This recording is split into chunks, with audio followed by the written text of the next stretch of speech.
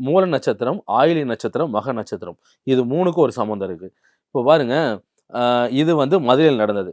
இது பெரிய கதை மேடம். ஆனா, இந்த சிதம்பரத்துக்கு ஏன் சம்மந்தம் இருக்குன்னு சொல்ல வரேன்னா, இந்த திருப்பெருந்துறைங்கிற புதுக்கோட்டை மாவட்டத்தில அவருக்கு நடந்த இந்த பாதிப்பெல்லாம் தாண்டி முடிச்சு, அவரு கடைசியா வந்து சேர்ந்த இடம் சிதம்பரம்.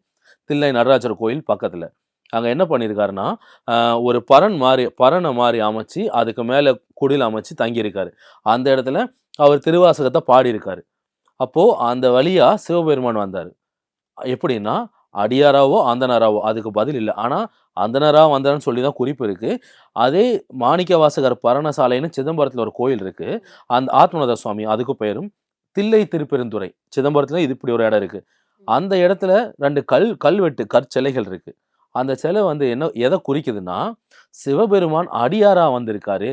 அடியாரா வந்து மாணிக்கவாசகர் சொல்ல, அவரு கையால ஓலைச்சுவடிய எழுதியிருக்காரு.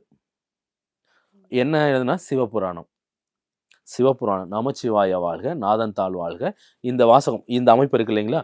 இத சிவபெருமான் நேர்ல வந்து கைப்பட உட்கார்ந்து எழுதின இடம், சிதம்பரம் தில்லை நடராஜர் கோயில் பக்கத்துல. சிதம்பரம் கோயில்லேருந்து ஒரு 1 கிலோமீட்டர் தூரம் தான் மேடம் இருக்கும். அந்த இடத்துல இருக்கு.